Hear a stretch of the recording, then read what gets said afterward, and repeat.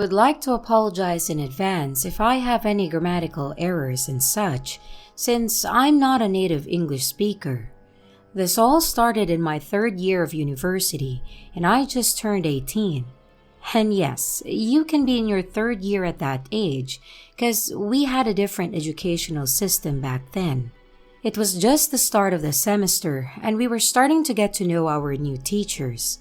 Some gave us their contact info, and some had Facebook groups set up to make information sharing easier. Everything went on normally, until one of my professors, let's call him Jay for the sake of the story, started commenting and liking my photos.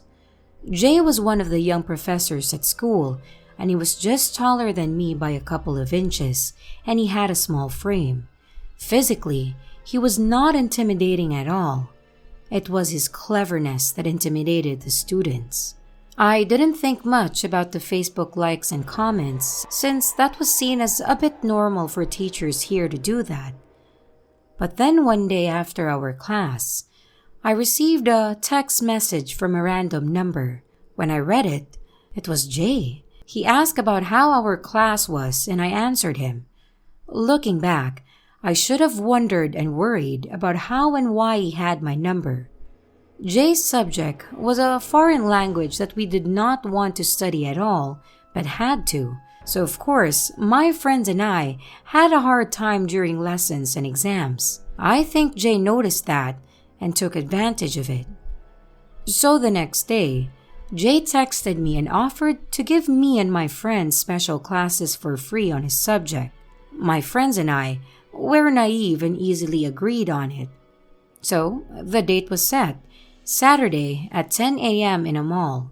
And just how cliched this may sound to all of you, all of my friends canceled. And I was already on my way when I read their messages, and I was so scared to piss Jay off since he was my teacher. So I thought I should just go and meet him. Like, what could go wrong, right? Well, a lot. Jay didn't look disappointed seeing that I was alone. Then he started teaching me stuff in the food court. But 10 minutes into teaching, he told me that he wanted to watch a movie and that he'd treat me because he felt bad for me since I was the only one who showed up. I was stupid and naive. I didn't see any red flags by then, and I nervously agreed. Though I felt so uncomfortable, but I went on fearing that I might piss my teacher off. Jay pulled me into the back corner of the theater and said that he was used to sitting there. He acted normal when we entered, but when they dimmed the lights, he leaned near my ears and my neck and started kissing and licking it. I've always imagined what I would do in situations like this, but none of my ideas worked for me. I was frozen. I couldn't move. I wanted to scream, cry, and push him away, but my whole body did not listen to what my brain was begging it to do. He stopped and smiled at me with a wicked smile, as if he just won something, and I could never forget that disgusting grin on his face. That was the face of a predator catching his prey. When the movie ended, I went home and said nothing. I did not tell anyone because I was too ashamed. I just thought to myself that it's okay and that it's all over now. Well, joke's on me. That was just the start of a very long mental, emotional, and physical abuse. Jay claimed me as his own. He would degrade me and tell me how he would destroy my life by telling everybody that we have a relationship and how my friends and family would be disgusted by me. And I believed him. And for him not to do that, I should follow everything he says. He would force me to kiss him, go on dates with him, and he would touch me anywhere as he pleases. He would tell me to sleep with him, but I strongly resisted, and he would freak out and scold me in front of other people for it. But I was a virgin, and there was no way I'm giving my first time to this maniac. I would lie to get out and meet him, and I'd shiver every time I get a text message or call, thinking that it was Jay again with his demands. The list could go on, but I'll save that for another time. I felt so scared and helpless. I was on the verge of just killing myself to end everything. I was so tired of the manipulation. And one night, I felt like sleeping beside my mom. I felt safe next to her. It was 9 p.m. and my phone vibrated. It was Jay. He wanted me to meet him somewhere again and told me that if I don't, he would come to my house and tell my parents. But I've had enough. I could feel my chest tighten and my body start to get warm because of the anger and helplessness raging in me. I looked into my mother's eyes and told her everything. Shaking and scared, all I could think of is how she would react. I just couldn't help it anymore. After talking, I looked at my mom, and she had the gentlest expression that I have ever seen. She hugged me, and I just started bawling my eyes out. It felt so good to finally tell someone what I was going through and how I felt. My mom didn't have to say a word to let me know that she wasn't mad at me, and she was not disgusted with me. Her gentle expression changed, though, when she remembered Jay. She then had a face of full rage. She got my phone and asked me to call Jay. She screamed and told him that he can come to our house and that we will be waiting outside with a knife for him. Jay didn't say anything, and my mom ended the call. We then went to my close friend's house, who is also my classmate at school. My mom and her mom were very good friends, and my mom told them everything. And while our mothers discussed what to do with Jay, my friend convinced me to tell our other classmates about it. The next day, we sat with everybody in the classroom, and I was so scared on how they would judge me about it. But then, they got upset that I didn't tell them right away. Then they felt bad that I had to endure all those months alone. While the school took their sweet time to discuss what to do with Jay, he was still allowed to report and work there daily. My male classmates never left me alone. They made shifts making sure that I always had a guy with me around campus, and if they were all there, they would make this protective circle around me, which I thought was really funny and sweet. Unfortunately, Jay was never suspended or removed from his teaching position since the school could not find anyone to replace him. Though he was mocked and disrespected in multiple occasions by the students when the word spread around. I felt like he should have been punished more, but at least I was already out of his grasp, and I had the best people surrounding me while I was healing. I never believed in this saying before until I experienced it, but yes, sometimes telling the truth will set you free.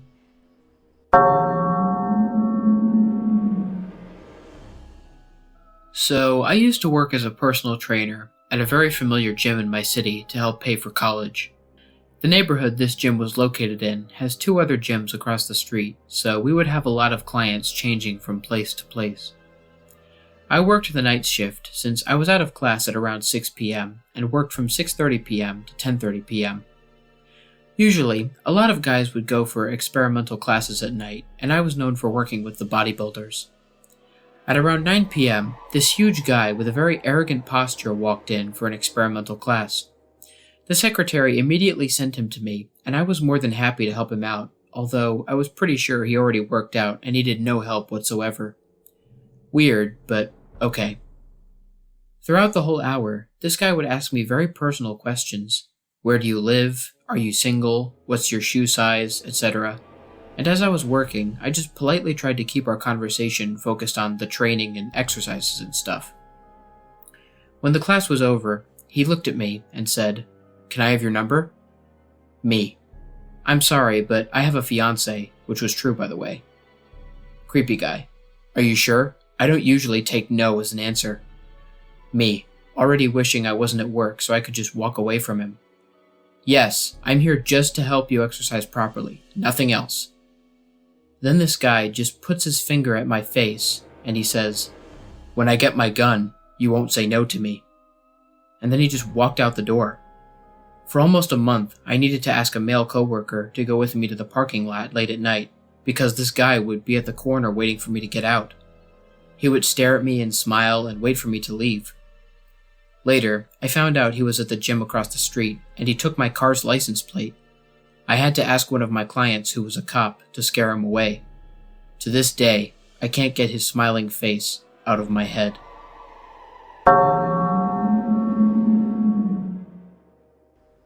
This is not as terrifying as the other post, but for my experience, it was.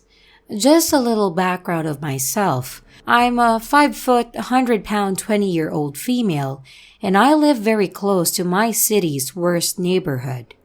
This happened back in November. I had just finished work and took the bus home like every closing shift. I always walk through my local park as my home is really close to it. It was around 5:30 p.m., and I live in Canada, and in winter, it starts getting really dark during this time. And the post lights were on, but it was still dark.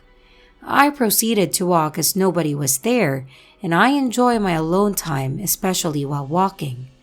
I had my AirPods on blast, but I decided to lower the volume because I noticed a black figure walking to my right. Mind you, I was walking on the path under the lights, but this person was literally under the trees where it was dark and hidden. I personally wasn't too scared. I just thought, why? I kept glancing and he was dead-ass walking the same speed, like he was trying to catch up with me. As I was near the exit, he turned and came walking directly at me. It turned out to be a guy dressed in all black, wearing a black face mask and had his hoodie on. He ended up passing by me, and we both met each other's eyes. What really freaks me out is that I've never seen anybody the moment I walked into the park. It was dead, and I really don't walk through there if I see people. I noticed that one of my neighbors was standing outside of his house. I figured maybe this guy realized and decided to pass by me because if he had attacked me, I could have screamed and alerted my neighbor. I always think if my neighbor wasn't there, that dude would have made a move on me. Once I got out, I turned around to see if the guy was still there, but he was no longer in sight. That really freaked me out, so I sped walked while making sure nobody was behind me because my home is visible once you exit the park. After this strange encounter, I stopped walking through the park when it gets dark, and I now keep dog spray on me.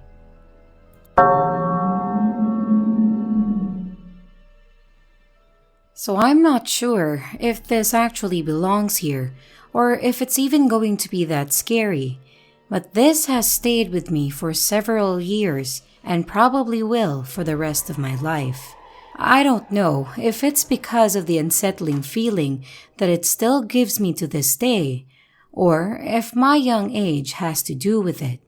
Regardless, it's creepy to me, and I've never told anyone about this before. I, Rachel, had a friend down the street from me named Katie.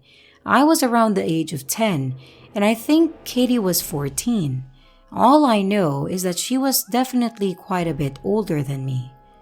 Katie's house was just a short bike ride, and that's usually how I got to her house, or what we used to get around the little town in Michigan we lived in. Katie's mother was wheelchair-bound and was frequently gone from the home surprisingly.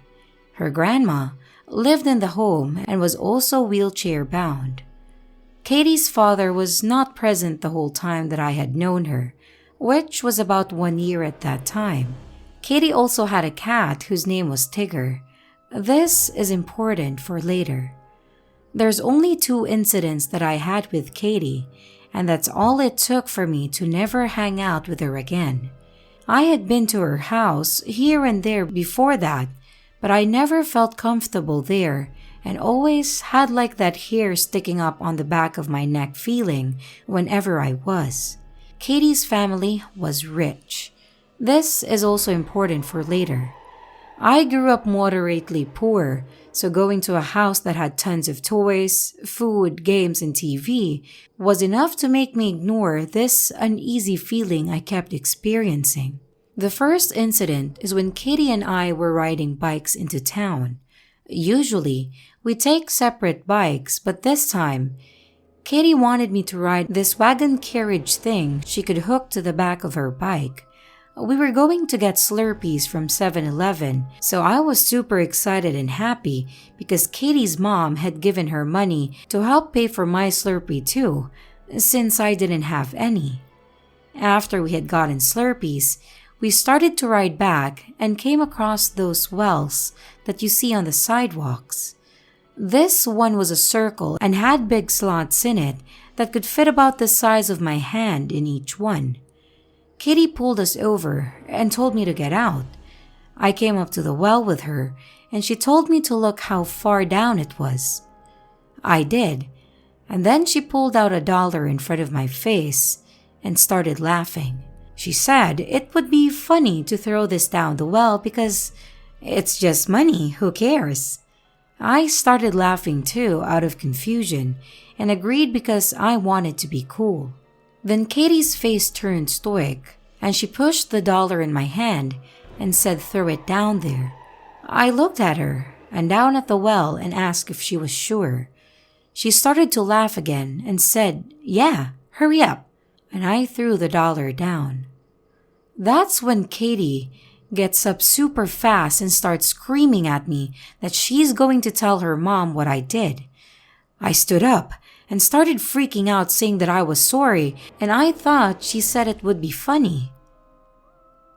She smiles at me and says her mom is going to call the cops and I'm going to go to jail for forever and never get out. That I'm evil and I'm going to be in so much trouble. She gets on the bike that we were sharing and tells me that I can walk home and proceeds to leave. I had about a mile left to walk home, so it wasn't that bad, but the whole experience scared the shit out of me. I got home and confessed everything to my grandma, who told me not to worry and that she was just being silly. The second incident was after she had called me asking to go to the store today to shop for clothes. Katie had acted as if nothing ever happened that day. I stupidly agreed to go because I wanted to hang out with someone, and it was a nice summer day. Katie meets me in town with our bikes, and we ride to a sweatshirt store, like the ones you can get anything printed on them that you want. Katie brings Tigger along, the cat, and this little backpack thing. Anyways, she brings him into the store because they're allowed in this particular part of town since it's pet friendly. Katie immediately makes a beeline for the dressing rooms with Tigger intact once we walk inside. I, of course, follow her confused because she grabbed no clothes whatsoever. She pulls me in the dressing room and locks the door. Katie drops the backpack on the floor and says we're leaving Tigger here and not to come back for him ever. I start protesting, asking why she's being this way, and then she proceeds to grab my arm and pull me out, locking the door on the way out and shutting it. We run out of the building and start to ride on our bikes home, and I tell her that I'm so angry with her and why would she ever do something like that. She swore at me and screamed that it's her cat and she can do whatever she wants. Me being 10 years old, I really didn't know if I should go back because what if I got in trouble since I was with her when this happened? I got home and told my grandma what happened and she called Katie's mom, who hopefully took care of the situation. I think about Tigger a lot and pray that he lived a happy life and she wasn't psychotic towards him. My grandma never said anything else about Katie except that she moved schools and towns a couple months later. I don't think my grandma ever thought something was wrong with Katie, but I never hung out with her after that. Like I said, I'm not sure if this is even that scary to be here, but let's not meet again, Katie.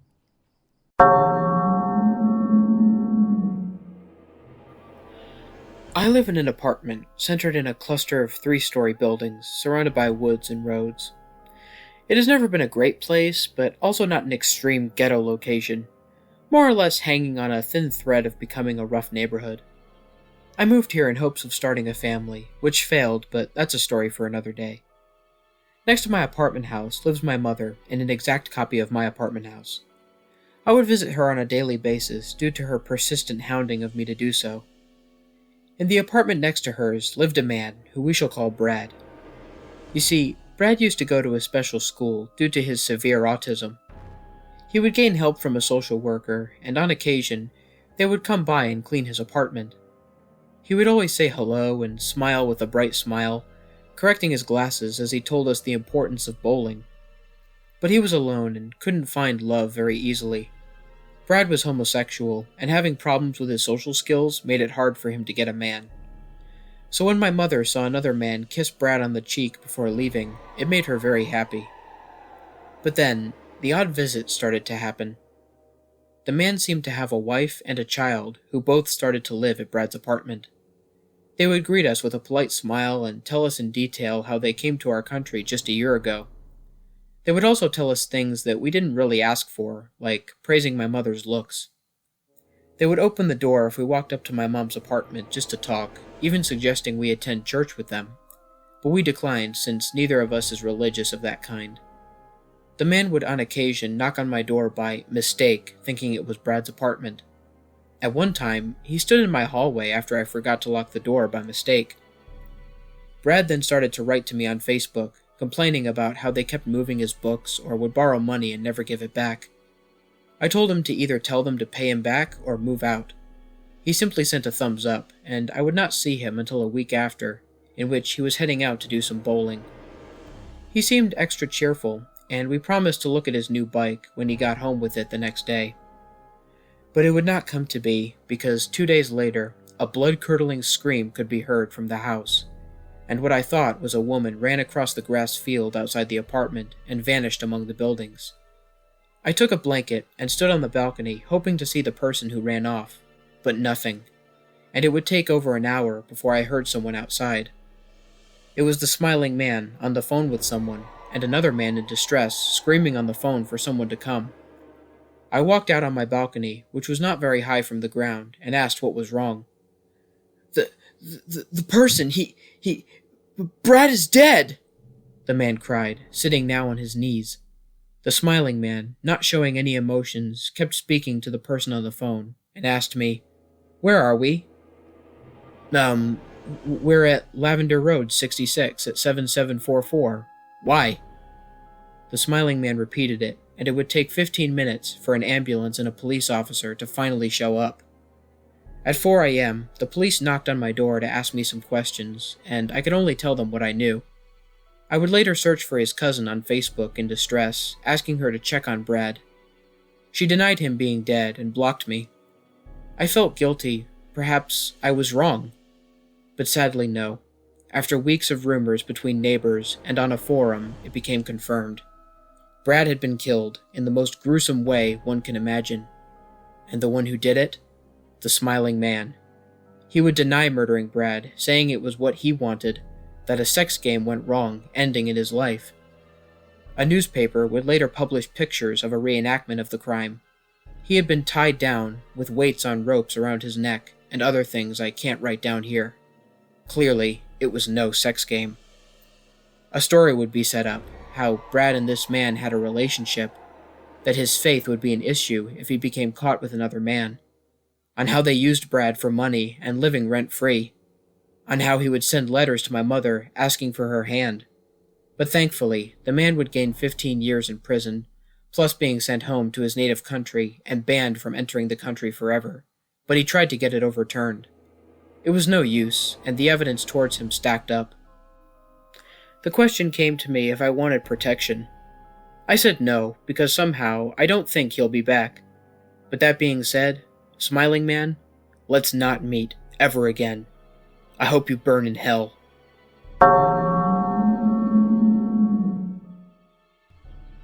In 2012, I, a 20-year-old female, went with my boyfriend to a dinner on a Wednesday night.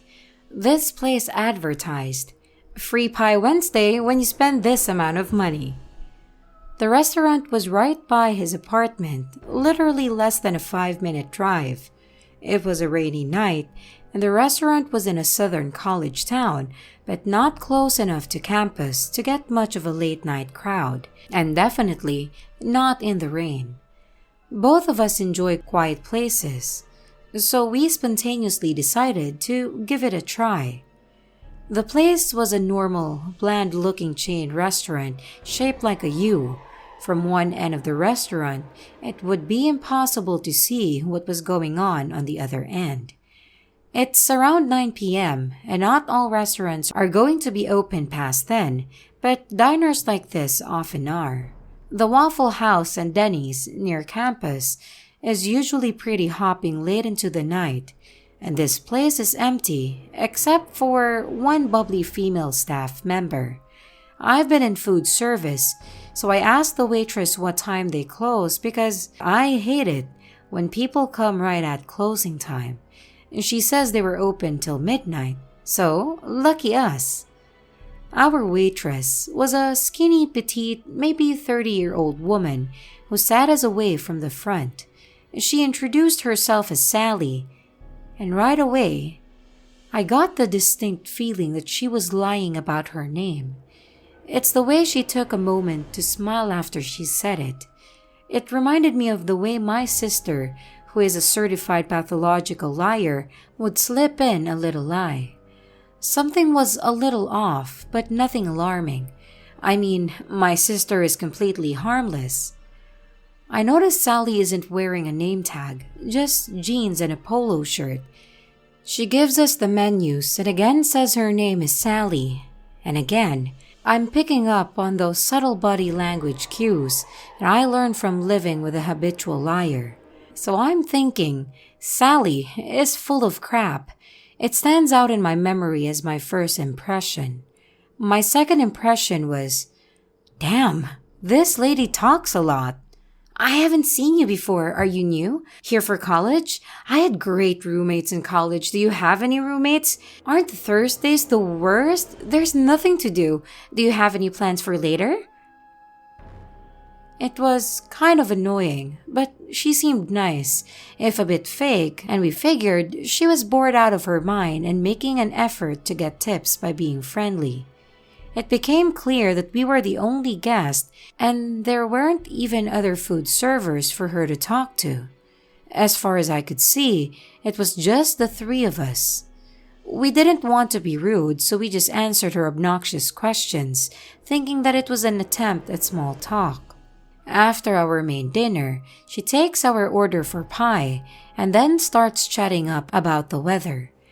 It's so dangerous to drive in the rain. It should blow over soon and I'd wait here if I were you. Blah, blah, blah. She added more.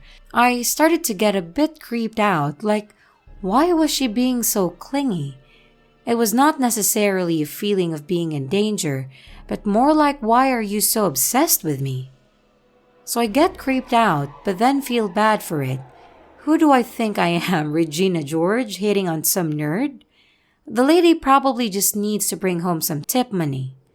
She brings us 2 slices of pie and gives us peace. The pie was gross. It had a mixed berry and it tasted super fake sweet, very artificial, like a child's lip gloss flavor. I don't know why I ate more than 1 bite, other than I was broke and never wasted food. After a few cringy bites, I look to the back of the diner, and the waitress is standing near a back door, staring at us with some man. Heavy-set, pale skin, sweat-stained white shirt, huge barrel of a man with a facial expression like he was watching cockroaches that he was about to step on. They're both just staring silently. My blood went cold. All the hairs on my neck went up, and they saw that I was looking at them, and they went into the kitchen quickly. Finally, alarm bells in my brain are ringing like a freaking tornado siren. I whispered, "We need to leave now. Just sneak out and fucking go." My boyfriend could see that I was freaked. We threw down cash with a big tip, grabbed our jackets, left our gross half-eaten pie, and we bolted. We drove home and started laughing at our overreaction. That man was probably just a cranky cook who wanted us to go home so he could chill, and that waitress was just fishing for tips. Boy, did she luck out. She got well over 50% tip because I was too chicken to wait for change. I'm feeling silly and really rude for judging a book by its cover and running out on a nice lady like that. Then the night went from kinda creepy to actual horror. I remember laughing in the car, and then I was waking up shivering and shaking in our dark apartment. My boyfriend was laying on top of the bed, fully dressed with his shoes on. I had been slumped over, half on the bed and half on the floor, also dressed in my rain-soaked jeans and boots. But I think I had my jacket off. It was midnight. I didn't remember parking or unlocking the door, walking inside, or anything from the last 2 hours, and I wake up my boyfriend in a panic. He remembers coming back, but not too clearly. He says he remembers going to the bathroom and becoming super disoriented, like the room spinning, but feeling a strange calm. Then nothing. We had both blacked out, something neither of us experienced before or after. We didn't have a drop of alcohol or intentionally do any drugs. Holy balls, are we lucky we lived so close. Literally a 3-minute drive away. If we passed out like that on the road, who knows what would have happened. And if we stayed at the restaurant for even 3 more minutes. This was almost 10 years ago, and I remember calling the non-emergency police line about it in the morning after I have calmed down. The person I talked to on the phone sounded like they didn't believe me and questioned if I was partying. I wasn't, and generally had the tone that I was wasting their time. It was a frustrating phone call where the police person asked, "Well, what do you want me to do?" I don't remember my response. It was awful. Probably worse than feeling a violation from that night was the attitude of annoyance and dismissal from the authorities. Later, I looked up the restaurant online, and the hours are 7 a.m. to 8 p.m. Just a little extra spice to the what the fuck soup, and further confirmation that something definitely wasn't right from the get-go. What sober person passes out like that, slumped over the edge of the bed in cold rain-soaked clothes?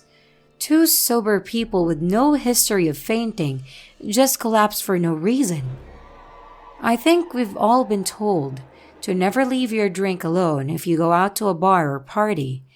It never occurred to me that the same danger could come from a chatty waitress in a chain restaurant.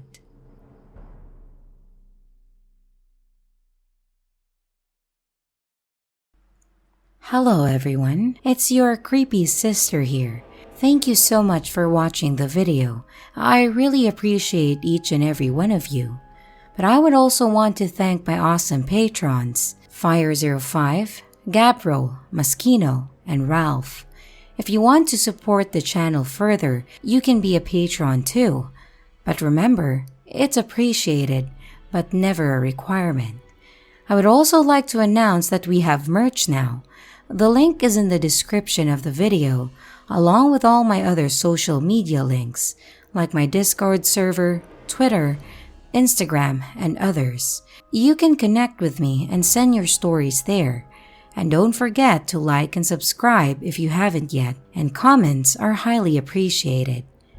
And remember, your fear feeds me.